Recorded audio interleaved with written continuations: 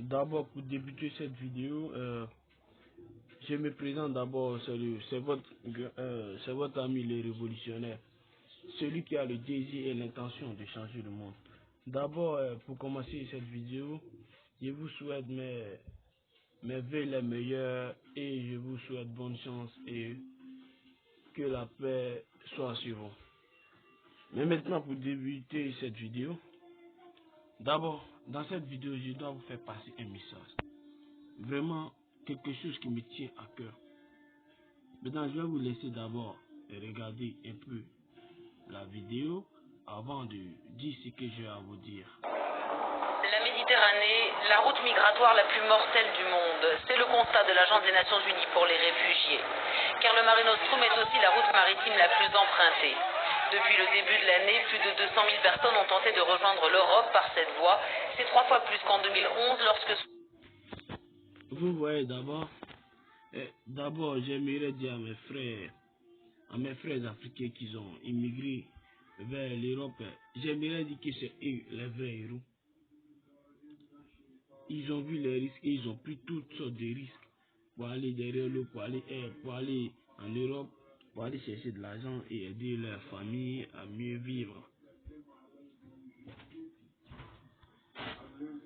70 000 migrants avaient fui leur pays lors des révolutions arabes.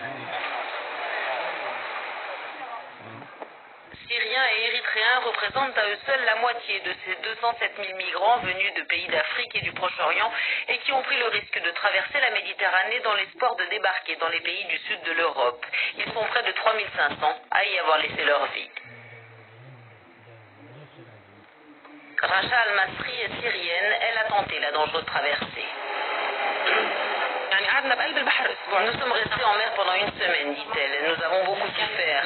Nous avons vécu des jours noirs en pleine mer. Chaque fois, les passeurs nous disaient que nous allions partir le lendemain et ils ramenaient toujours plus de migrants sur le bateau. Finalement, l'embarcation a craqué et nous ne pouvions plus avancer. Un navire de guerre égyptien est arrivé, nous a pris en charge et nous a ramenés ici. La Libye, où le conflit interne continue de s'aggraver, est incapable de contrôler ses vastes frontières, particulièrement dans le désert. Près de 80% des départs de migrants s'effectuent depuis les côtes libyennes pour rejoindre l'Italie ou Malte. Nous subissons ici l'immigration illégale de demandeurs d'asile venant de pays comme l'Érythrée, l'Éthiopie et la Somalie.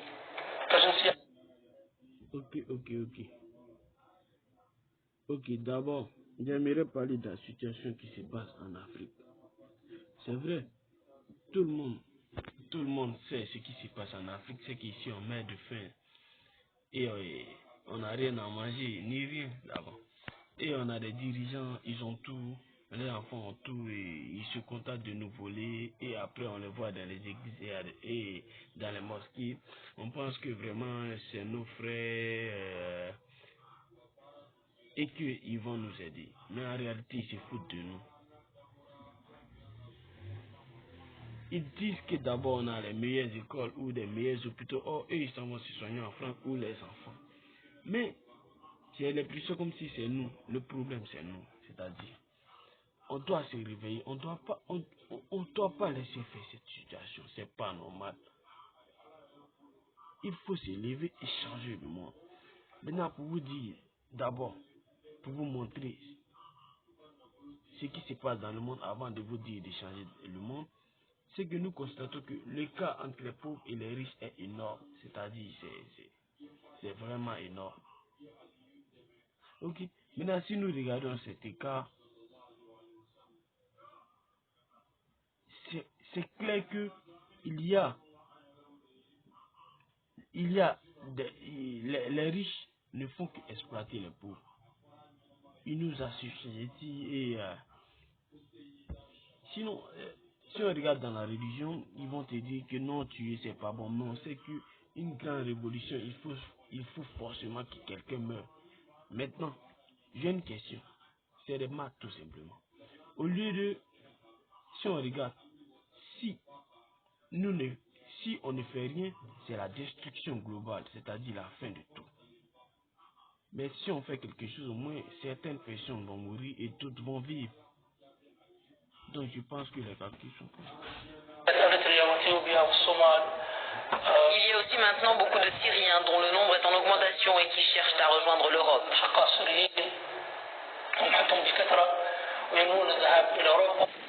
Le port de pêche de Sebrata en Libye. Vous voyez, si vous avez une fois écouté et si vous regardez les infos, vous saurez ce qui se passe en Syrie. Chaque fois des guerres, des trucs bizarres entre le gouvernement et la population. On sent que vraiment les gens qui se battent contre la population sont payés et financés. Et regarde comment ils sont armés. Posez quand même vous les questions. Ils sont armés jusqu'au temps. Mais nous remarquons que dans les pays où ces genres de situations se passent, c'est que ces pays-là ils ont un sous-sol très très riche. Donc, nous constatons qu'il y a des riches ou des pays puissants, tu vois, qui sont derrière tout ça, toutes ces bêtises qui se passent dans le monde. Et ils vont te faire croire qu'il y a Dieu, il y a Jésus. Quand tu meurs, tu iras au paradis. Il n'y a pas de paradis. Si quelqu'un déjà, si tu as une fois vu quelqu'un mourir, tu sauras qu'il n'y a pas d'âme. Quand il est mort, c'est fini. Ils l'ont enterré et point, c'est tout. Quand même, s'il vous plaît, mes amis, réveillez-vous. Réveillez-vous, regardez vos frères. Regardez. Emprunté. Depuis le début de l'année, plus de 200 000 personnes ont tenté de rejoindre l'Europe par cette voie. C'est 3 fois plus qu'en 2011 lorsque 70 000 migrants avaient fui.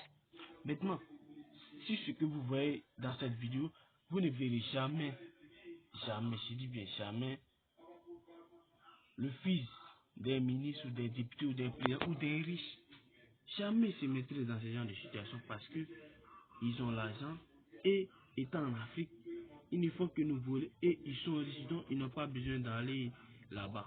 Mais ils vont envoyer les fils aller étudier en Europe et quand ils reviennent, ils ont des diplômes vraiment puissants et ils vont vous faire croire que vous êtes l'avenir du pays. En réalité, vous n'êtes rien.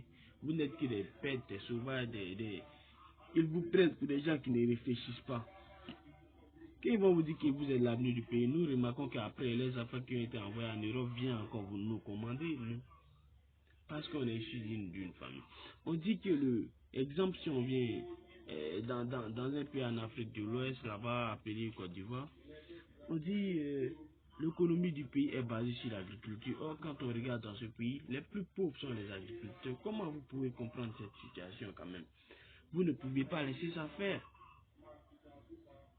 Je vous en supplie, réveillez-vous.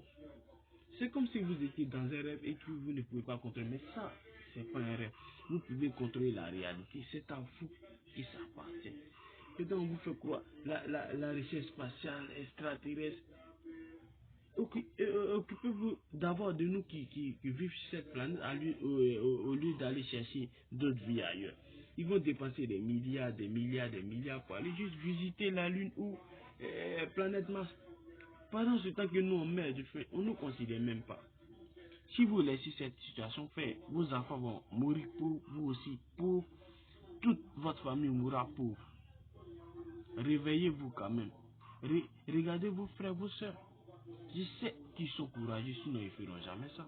On a vu des lâches ici. Et ils sont courageux. C'est à vous, mes frères. Vous qui avez tout fait pour venir en aide à votre famille. Vous êtes des héros. C'est des gens comme vous qu'on appelle des héros. Pas des gens, quand on regarde la télé, les bêtises, les transporteurs, les disait c'est des bêtises, il n'y a que des montages. Pour nous endormir juste l'esprit. Même l'éducation qu'on s'en prend à l'école, c'est juste nous endormir. C'est de nous endormir. Réveillez-vous. Puis leur pays lors des révolutions arabes. Regardez vos frères et vos soeurs. Syriens et Érythréens représentent à eux seuls la moitié de ces 207 000 migrants venus de pays d'Afrique et du Proche-Orient et qui ont pris le risque de traverser la Méditerranée dans l'espoir de débarquer dans les pays du sud de l'Europe. Ils sont près de 3500 à y avoir laissé leur vie. Mais un enfant qui a des ambitions un peu plus énormes. Racha Al-Masri est syrienne, elle a tenté la dangereuse traversée. Ni à des bêtises, ni à Dieu, ne pouvez pas ça. Nous sommes restés en mer pendant une semaine, dit-elle. Nous avons beaucoup souffert. Nous avons vécu des jours noirs en pleine mer. Chaque fois, les passeurs nous disaient que nous allions partir le lendemain.